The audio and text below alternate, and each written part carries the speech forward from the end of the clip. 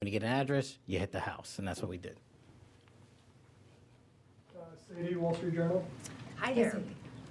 So what can you tell us about this person's motivations and whether they were driven by politics or for any other reason why? Right now it's ongoing. Again, we just executed the search warrant early this morning. It's ongoing, but America's safer, DC's safer because he's in custody. Mary Margaret, Daily Wire. Thank you so much. So, any theory on why Kamala Harris has never mentioned coming within 20 feet of being assassinated, and any news on why her Secret Service team took so long to find this bomb at the DNC? No, but what I will tell you is that evidence has been sitting there collecting dust.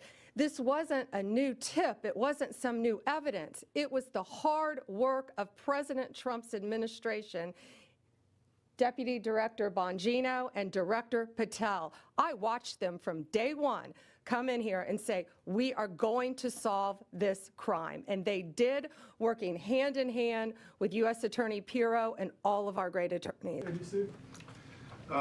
General Bondi, Director Patel, or Deputy Director Bongino, can you describe, was there a particular moment where the evidence is coming in and it's starting to look like progress is being made? What was the moment that you knew that you were on the road to solving the case? Dan, you want to take that? Yeah, sure. I was smiling at you because I certainly remember the moment. Darren remembers it too. He said, "Are you sitting down?" Called me on the phone. I said, "Oh boy, why? Is this bad news?" And he said, "I think we got him." What exactly that tip was, we're going to have to pass on that for right now while we're still, obviously we're in the prologue of a long book. This is just the beginning. This is not the end of the investigation, as you all well know, having reported on these for a long time. There's interviews to be conducted. The search warrant processing scene is not even done. So we're at the early stages, so that's the only reason I hesitate to tell you what the exact tip was. But yes, that was absolutely the moment, and it was due to the diligent and incredible work of a team in the Washington field office that came in and just scoured through this over and over and over and over again. In general, was it forensic? Was it a phone call? Was it something about a vehicle? We'll just leave it generally forensic evidence. Yeah, it's fair enough to say. Excuse me, how long ago that was? I'd rather not say because of the ongoing interview process, and I don't want to. Can I say one thing? Yeah, about that? I just want to add something to tell you how thorough this team was. That moment, that was kind of like the aha moment, that wasn't the end. This team continued to work and work and work to get every bit of evidence that we could get. We didn't stop at that moment, and that's a testament to the fact that the team wanted every possible piece of evidence that they could gather. One more? One more, Kelly O'Donnell on NBC. Thank you so much. Have you recovered the notable sneakers? Have you done surveillance of this suspect from that aha moment to when you exercised the search warrants today? And obviously this happened on January 5th into January 6th. How should the public look at this case separate from all of the cases related to what transpired on January 6th and the president's subsequent pardons? I'm going to let Director Patel take the evidence part. We have to be careful again. You've asked very good investigative questions, but this is ongoing, very active. But America should feel safer today. We say a pipe bomb. These are bombs. These were live, active bombs that were placed in Washington, D.C. Director. Thank you. This shows you how much detail you and the American public have paid attention to this case. Of course, we analyzed everything that you're seeing on this poster board and information that you will see through the formal charging process and court process. But we want to let that evidence speak for itself because, again, we do not want to disrupt the accountability that we owe the American public. Yes, you heard about the cell phone tower data. Yes, you heard about, of course, we surveil individuals who we think we're going to blow up American citizens. But how and when we do it and why we do it is not something we're ever going to reveal unless the Department of Justice deems it fit at trial. So we appreciate your attention to detail and your hardcore investigative work, but you can just imagine some of those same skills were being utilized by this FBI, this Department of Justice, our partners, the ATF, and everybody across the board. And this is an interagency win for the American people. Radar before. Thank you guys very much. Thank you all. And one more thing, this is the best birthday present I think Deputy Director Bongino could ask for today. Happy holidays, Merry Christmas. Thank you.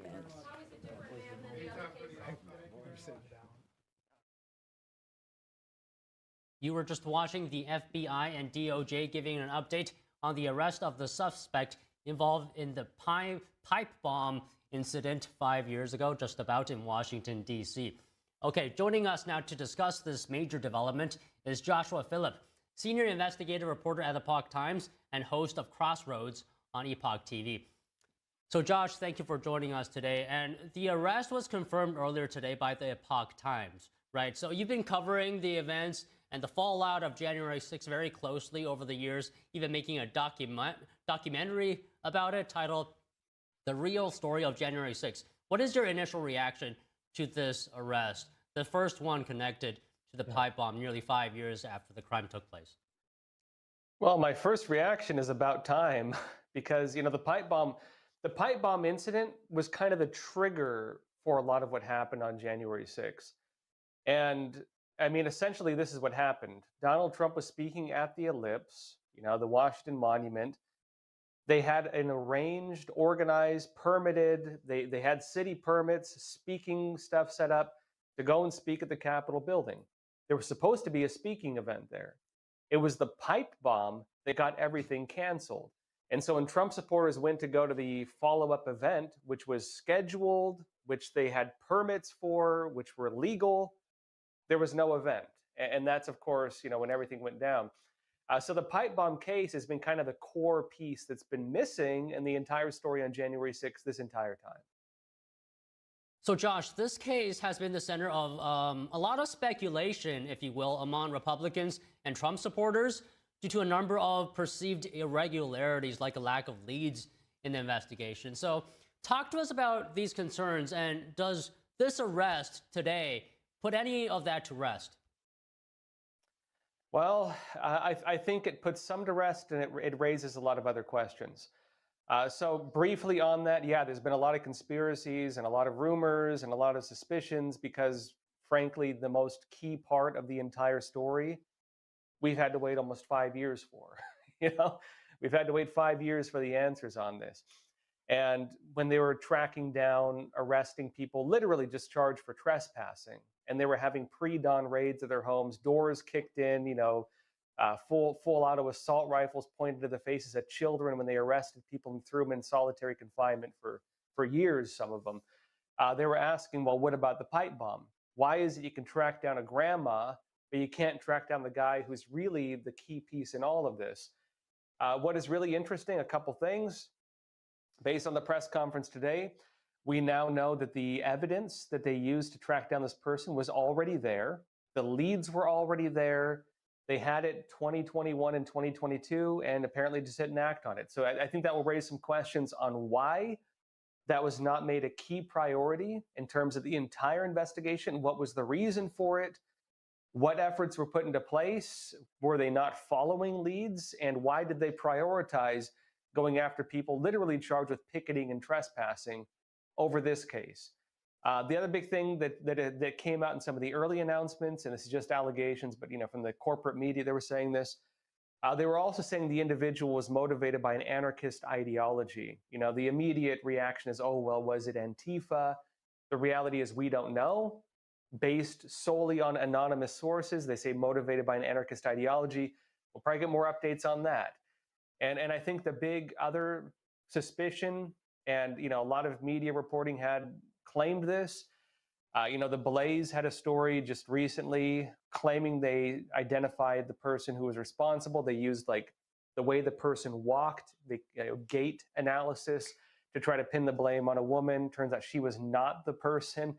That is also not the suspect arrested. But that story was used to kind of paint this idea that maybe it was an inside job.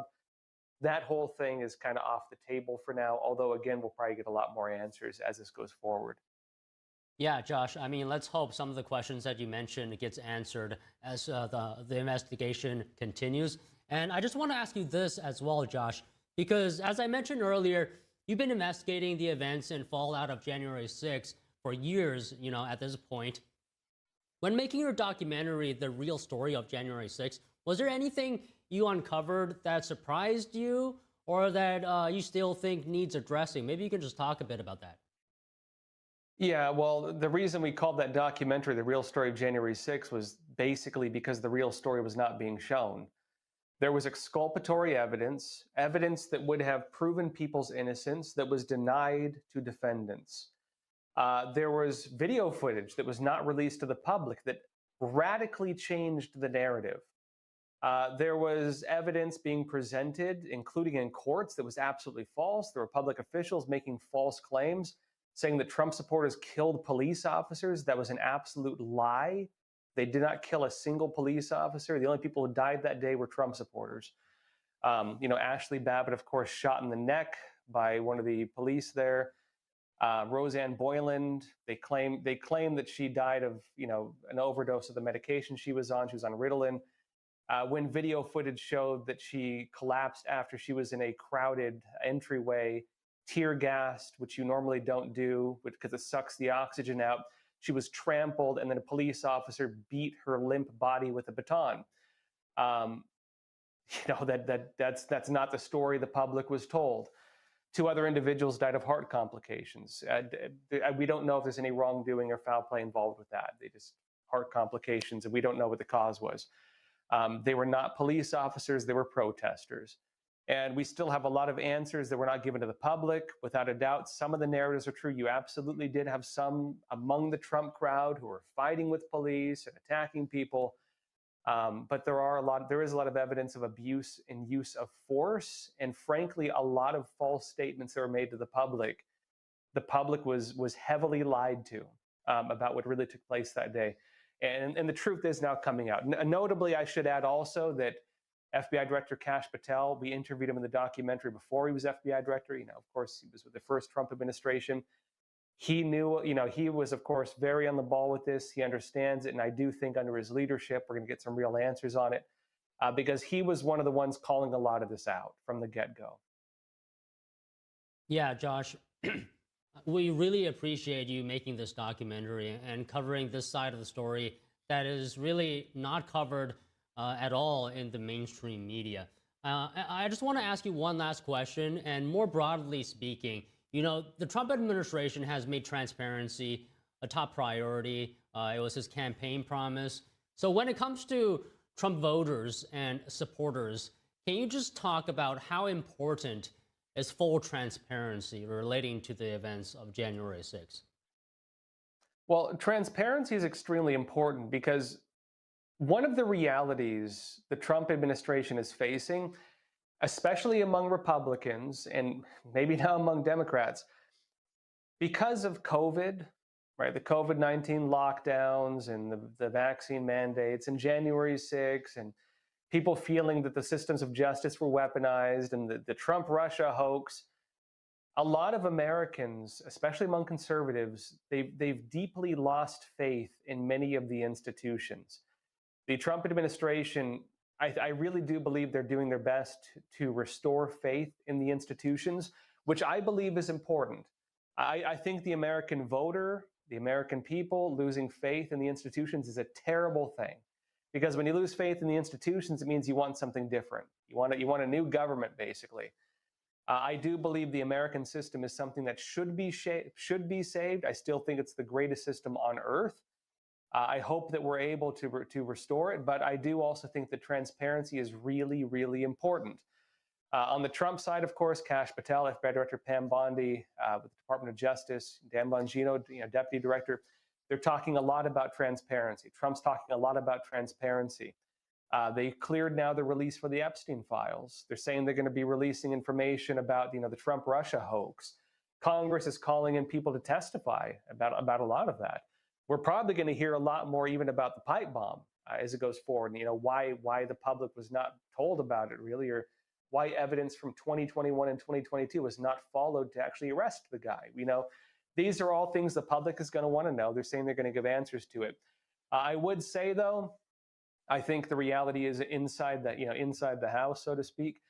I think the Trump administration is doing their best to have things released quickly. The problem is, I think if they release things too rapidly and they don't follow, if they release evidence of criminal wrongdoing and that is not properly done, where the Justice Department is ready to bring criminal charges based on evidence presented of criminality, that could cause a huge disruption as well. And so I think they are being very careful as they try to balance these two issues, rapidly providing transparency, but also doing it in such a way that doesn't cause more harm than good.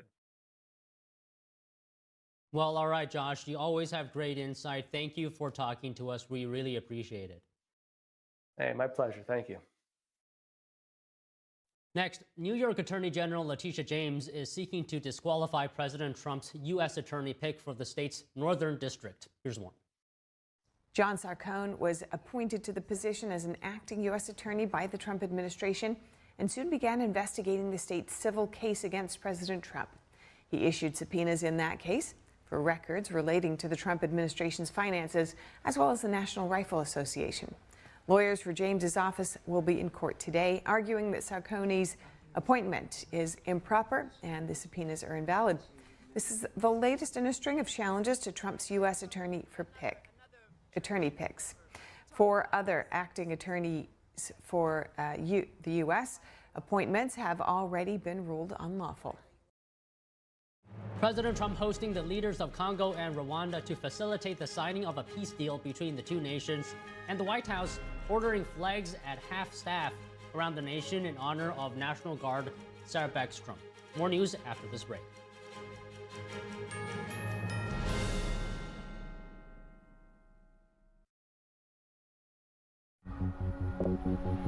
You are not hidden. There's never been a moment you were forgotten. You are not hopeless. Though you have been broken, your innocence stolen. I hear your SOS, your SOS.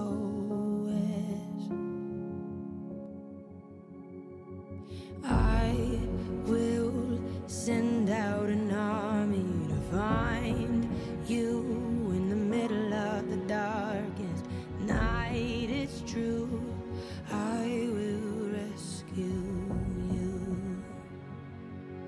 On streets across America, young people are homeless, abused, in danger. Covenant House is helping young people with nowhere else to turn. But the need is overwhelming. Please call or go online now with your gift of $19 a month.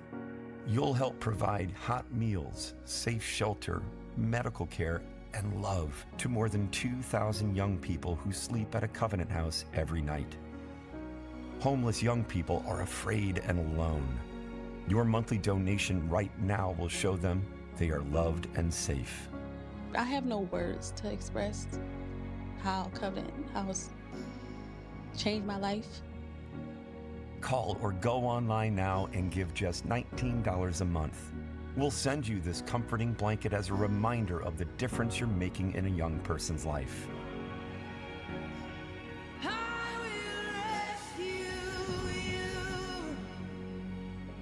Call or go online now to safeplacetosleep.org. I'm excited to announce that we're having our biggest 3-in-1 sale ever with a limited edition product, a back-in-stock special, and a closeout deal you won't find anywhere else. So go to MyPillow.com or call the number on your screen. Use your promo code to get our MyPillow bed sheets, only $29.88. Any color, any style, any size, even kings. Regular $119.98, only $29.88. Once they're gone for good. How about our My Towels? They're finally back in stock, but not for long. Get a 6-piece My Towel set, regular $69.98, now only $39.98. And for the first time and the only time ever, get our limited edition premium My Pillows. They're made with Giza cotton and designer gusset. Queen $17.98, King's only $19.98. So go to mypillow.com or call the number on your screen. Use your promo code to get the best offers ever. Quantities are extremely limited, so order now.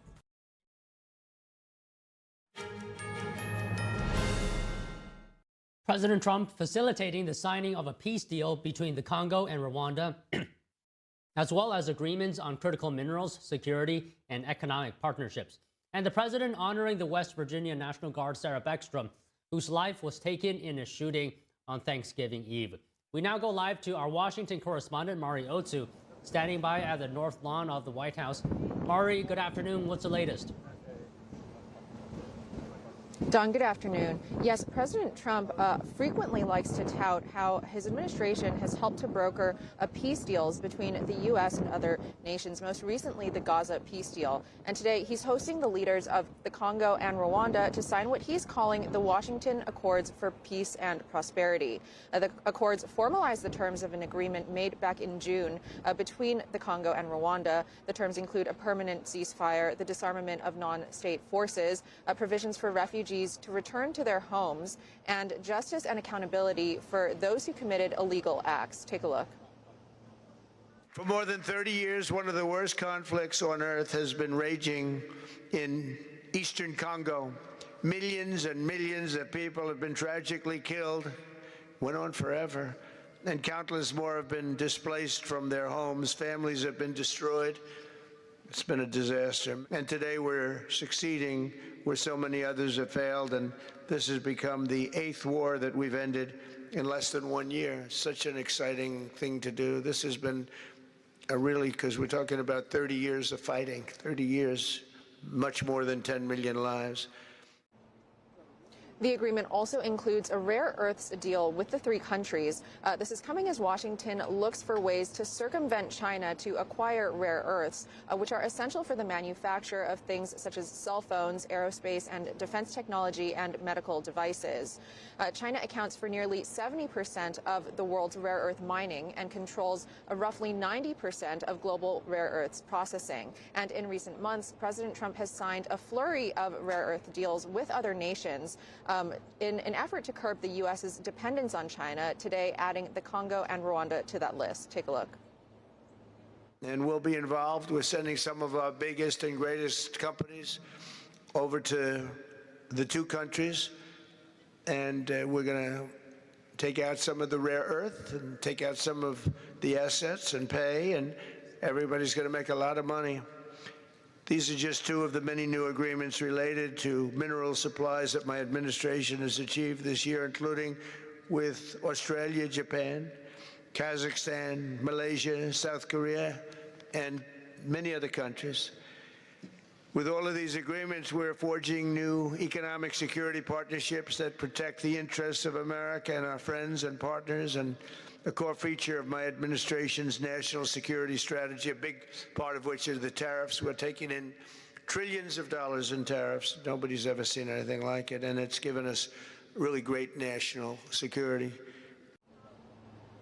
Meanwhile, President Trump is ordering all flags to fly at half-staff around the nation in honor of West Virginia National Guard Sarah Beckstrom. Beckstrom was just 20 years old when she was shot just a couple blocks away from here at the Farragut West station, and later succumbed to her injuries. At that station, the site of the shooting, there's now an impromptu memorial set up, and the other National Guard who was shot, Andrew Wolf, is alive but in critical condition, what Attorney General Pam Bondi is calling a miracle. And now to look forward to President Trump's schedule today, he's set to light the 103rd National Christmas Tree in the White House ellipse. The celebration is expected to include tens of thousands of lights, decorated trees from every state in the nation, and a live performance that will feature a range of country musicians and the Beach Boys. Don, back to you. Mari, thank you. Federal authorities have arrested an Afghan national on suspicion of supporting the ISIS terror group. The arrest is raising concerns about earlier vetting failures. Here's more. Homeland Security says Jan Shah Safi entered the U.S. through Operation Allies Welcome, former President Biden's program for Afghan refugees after the Taliban took over in 2021. ICE agents apprehended Safi yesterday in Virginia. The DHS says Safi provided support to a regional branch of ISIS and also supplied weapons to his father, a military commander in Afghanistan. The arrest comes days after two other Afghan nationals, one accused in a deadly National Guard shooting and another charged with making bomb threats, were taken into custody. The DHS says both men had entered the country under Operation Allies Welcome. Federal agents have launched a coordinated immigration operation across the New Orleans area with the goal of arresting 5,000 illegal immigrants. Officials say they're targeting illegal immigrants accused of violent crimes. The Department of Homeland Security says the operation is prioritizing illegal immigrants who were released after previously being locked up in local jails. The FBI says assaults or attempts to impede immigration enforcement would bring consequences. Louisiana's Attorney General echoed that message, saying anyone who interferes with ICE or Border Patrol will face prosecution. Minnesota officials are responding as federal immigration authorities prepare new enforcement actions in the Twin Cities. Minneapolis Mayor Jacob Frey said local police will not cooperate on immigration operations. This as federal officials continue investigating alleged immigration and welfare fraud involving Somali immigrants. Here's more. Police Chief Brian O'Hara said the department coordinates with federal agencies on violent crime, but not on immigration status.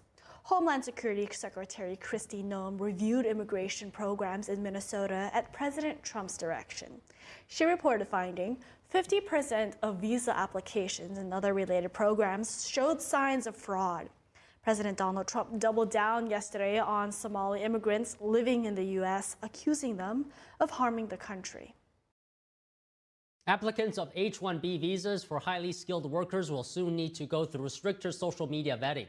The State Department is rolling out new online presence reviews for all H-1B visa applicants. Here's more.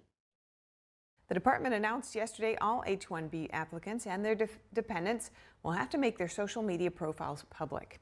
The new rules go into effect on the 15th of this month. The department says the expanded screening is meant to safeguard national interests and to make sure each applicant can credibly prove visa eligibility. H-1B visas allow U.S. employers to hire foreign workers in specialty fields and are crucial for tech companies in the U.S., which recruit heavily from countries including India and China. The new rules direct consular officers to search resumes and LinkedIn profiles for any role linked to censorship or online content control. Applicants found responsible for suppressing protected expression in the United States could now be deemed ineligible for a visa. Lawmakers on Capitol Hill received a classified briefing today from Admiral Frank Bradley. That's a Navy commander who ordered a follow-up strike that killed survivors of an attack on alleged drug boat smuggling near Venezuela. Some legal experts warned the strike could constitute a crime if survivors were deliberately targeted. Bradley now leads U.S. Special Operations Command. He briefed top House and Senate lawmakers as pressure builds on Secretary of War Pete Hegseth. Democrats are demanding the release of the full video, written orders, and the intelligence behind the operation. Republicans say the review will be thorough. The Pentagon said has killed more than 80 drug smugglers in the broader campaign since September. A key vote on Obamacare is set to take place next week, but it's unclear if some Republicans will break with the party leadership to support it or if the GOP will rally behind a new plan to replace Obamacare. NTD's Melina Weisskopf breaks it down. Lawmakers are facing a fast-approaching December 30th deadline to renew COVID-era Obamacare subsidies. Otherwise, healthcare costs will skyrocket. By some estimates, an up to 175% increase in cost. Without a clear plan from leadership, a bipartisan group of lawmakers in the House is looking for solutions. Our leaderships, neither Democrat nor Republican, have put forth a plan that can earn 60 votes in the Senate. So we're working together across the aisle to ensure that we present something worthy of the American people's attention. It's paid for and take steps to ensure we root out fraud. We're calling for a vote by December 18th in both chambers of Congress to get something done before premiums rise in January. Their proposal extends the Obamacare enhanced tax credits through 2027 and adds an income cap at $200,000 per year for a family of four, while also addressing fraud in the program. The fact that it addresses these two issues, which are big issues for Republicans, means that it could gain steam from Republican leadership in the coming weeks. Meanwhile, Democrat leadership wants to extend Obamacare as is without any reforms for the next 3 years. Senate Republicans have promised a vote to Democrats on this proposal next week. Republicans are eyeing a plan that will temporarily extend Obamacare subsidies with the long-term goal of total reform or wiping it out completely, replacing it with a new system altogether. Here's why. The ACA was written by insurance companies for insurance companies. This has been, you look at their profits since 2014, since Obama came in, it's been nothing but rise, rise, rise. Democrats realize this, so they're pouring more and more taxpayer money into a failing system. If it was affordable, you wouldn't need the additional subsidies. So getting all of those middlemen out of the equation is one of the things that we want to do. Senate Majority Leader John Thune said there's steam behind an idea to allow self-employed people and small businesses to participate in something they call association coverage, which would allow individuals to collectively negotiate better health insurance rates. Now, some Republicans, including President Trump, has said that an extension of Obamacare may be needed while they find a deal that can get 60 votes in the Senate and pass the Republican-controlled House. Reporting from Washington, D.C., Melina Weisskopf, NTD News. Accused killer Luigi Mangione was back in court today for a day 3 of pre-trial hearings to determine whether or not certain evidence obtained during his arrest can be kept out of the trial. NTD's Arlene Richards brings us more from the courthouse, where the prosecution has called its next witness. We do have Luigi Mangione in the courtroom this morning wearing a gray suit. He's taking lots of notes as we have Officer Tyler Fry on the stand. Now, Officer Fry was one of the first 2 officers to arrive at the McDonald's on the day that Luigi Mangione was arrested. And Officer Fry was a brand new officer at the time. He was still on probation. He's only 26 years old, and he was training for traffic stops when he was called, when the call came in. And he talked about what happened when they arrived at the McDonald's. The attorney played the body cam footage of what went on that day from the time that they entered until the time that they arrested Luigi Mangione. And they took us through frame by frame almost, because they're trying to establish that Luigi Mangione was under arrest at the time that they searched his backpack and as well as his person, checked his pockets and everything else. And the reason why they're doing that is because the defense is accusing the prosecution of illegally searching his backpack. And as you know, or you may have heard, the backpack contained a 3D gun as well as notes that he had written about the healthcare industry and about what he wanted to do in terms of the CEO that was ultimately shot and killed. So while that was going on, Luigi Mangione was sitting there speaking with his attorney quite a bit, taking a lot of notes. His head was down, and the officer was taking us through what he and the other officer, Officer Detweiler, who is the more experienced officer, were doing. And bit by bit, they were showing how they spoke to him, asked him a lot of questions at first, and at some point, they realized that he had a fake ID that he had given them. And this was after more than 13 minutes of time that had passed. And Mangione did ask at one point, you know, what's taking so long, you know, what's going on? And they just kind of told him, well, we're just trying to figure out what's going on here. Now, you might recall Officer Detweiler, who was on the stand on Tuesday, had said that he knew immediately upon seeing Mangione that he was the guy. I'm not sure whether or not Officer Fry realized that or not, but he was very serious about what was going on that day, and he was very concerned that they had probably or possibly had caught the person that, you know, the New York police had put an all-points bulletin out for them to look for. So at the time that I left the courtroom, we were taking a break, and they had stopped at the point where they had actually taken him outside to transport him to the corrections office. So we're at that point now. When we go back in after the break, I think they will continue with what happened after he was taken into custody. And I believe he was taken to a corrections facility where he was held while they investigated the rest of the case. Our in-studio guest will share with us practical tools, deep insights, and the surprising truth about why slowing down is the new success strategy, right after this break.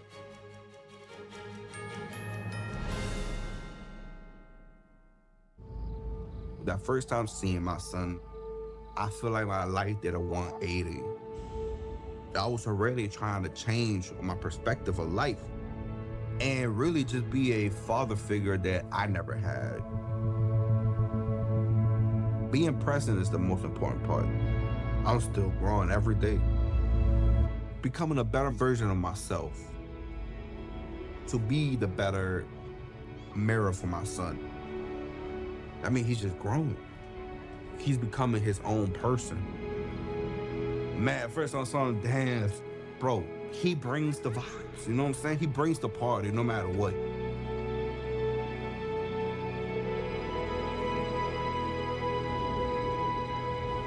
He really a definition of like why he loves somebody.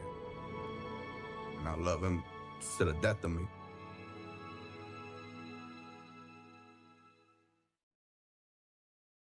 I debate all day. It's what I do.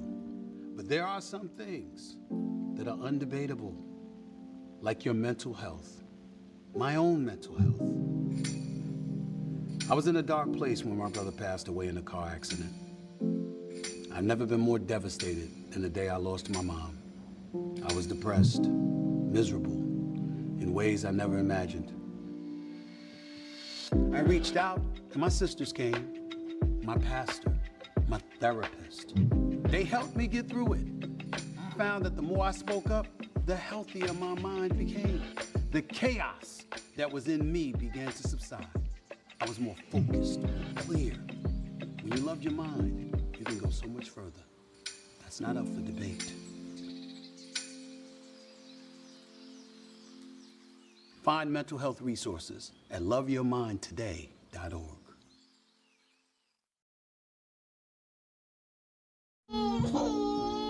We said we'd never give in to a meltdown. Okay. And we'd never babysit with a screen. We said we'd never let the toys take over. Mariella!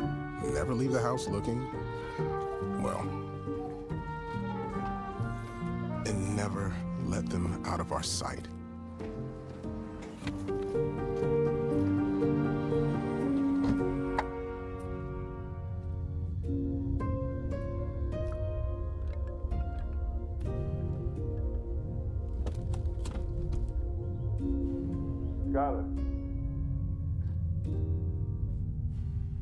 Skylar, come here. Cars get hot fast, and kids can be at risk. Before you leave the car, always stop, look, lock.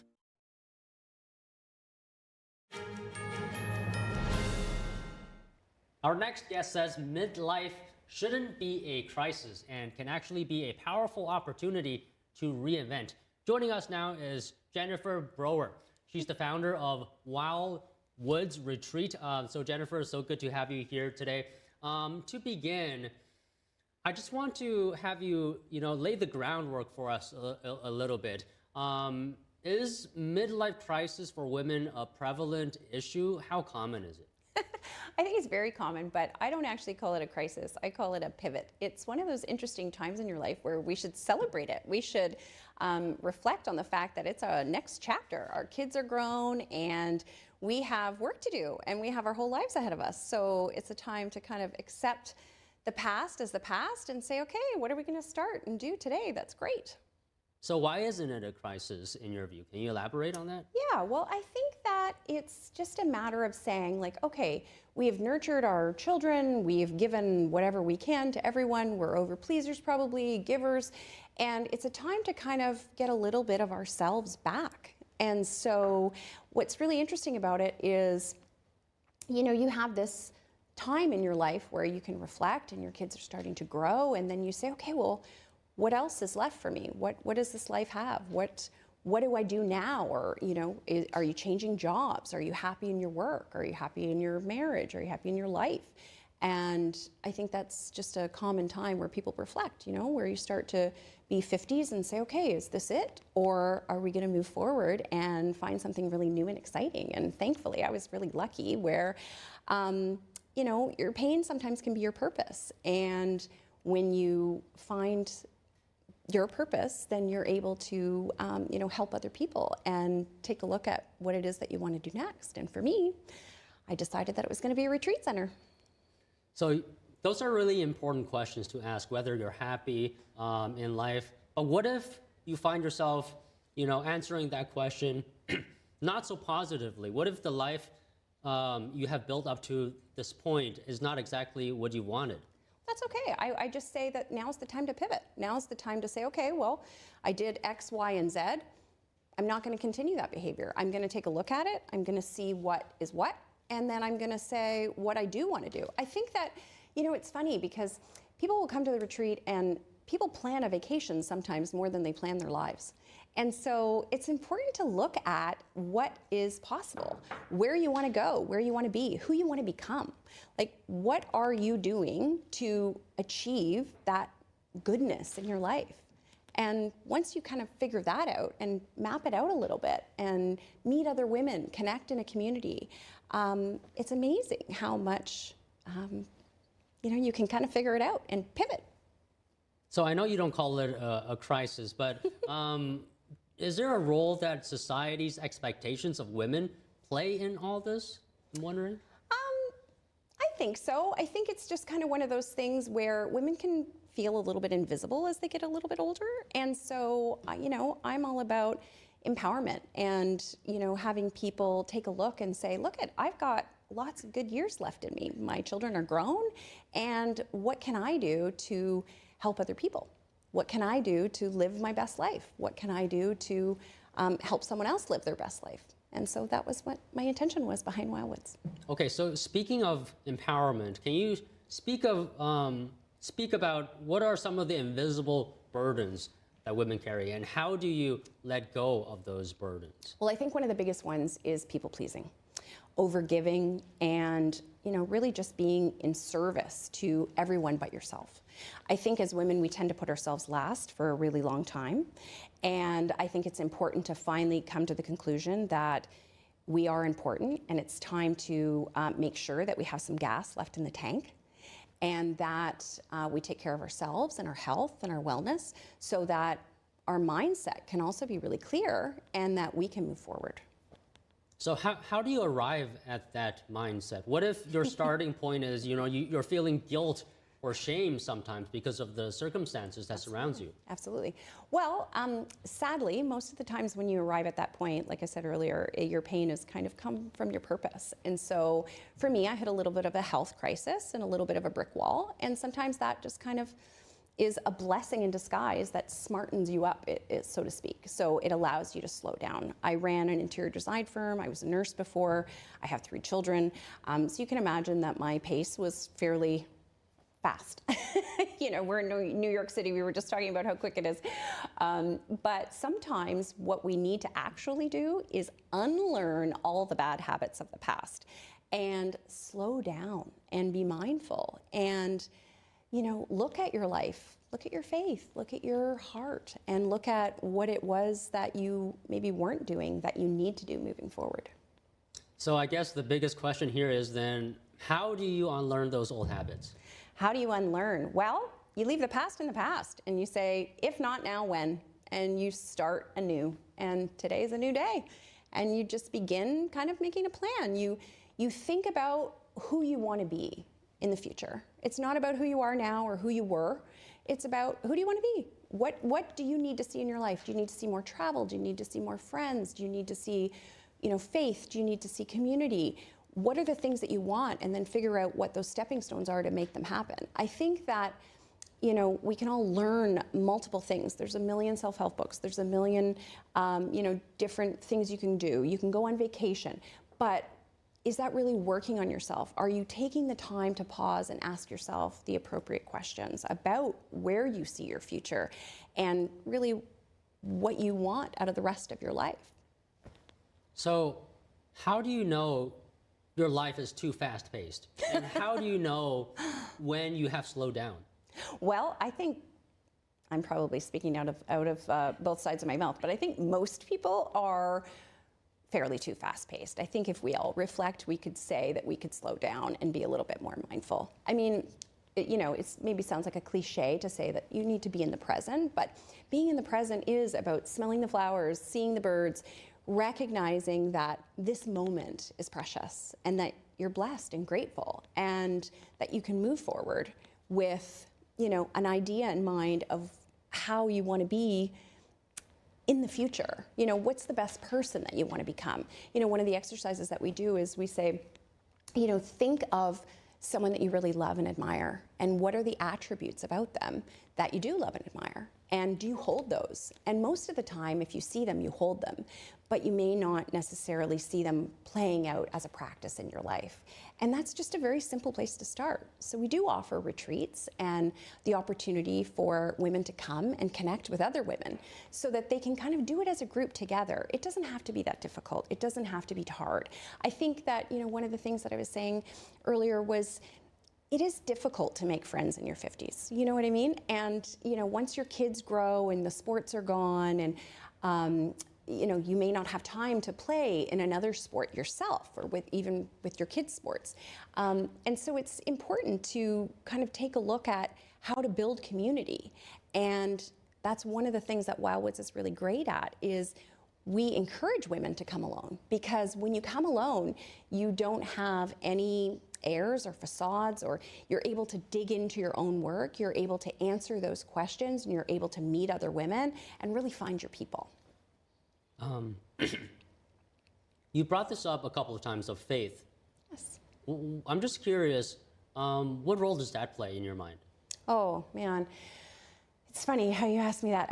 I wouldn't have said, I would have had a very different answer a few weeks ago, but faith is really important. It's important for your heart. It's important for community. It's important to bond and to, have that overarching vision. And it really just expands your heart and allows love in. And I think that that's also a bond that you can create with other people. Okay, just one final question. Sure. Tell us a bit more about Wildwoods Retreats. Wildwoods, well, I'm a little bit biased, but needless to say, I love it. It's a real passion and purpose project for me.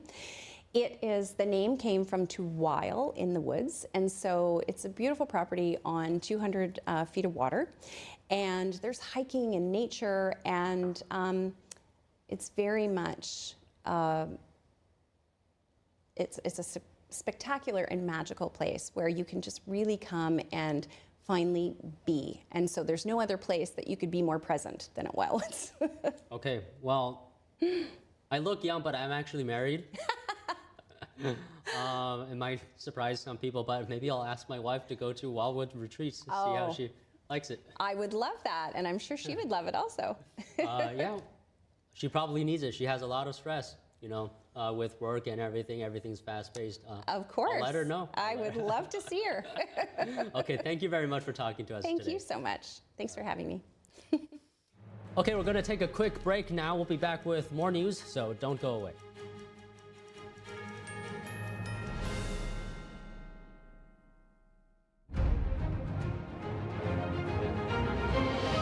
A performance that truly matters for each and every one of us. This is what you've been waiting for. See it at least once in your lifetime. Shen Yun.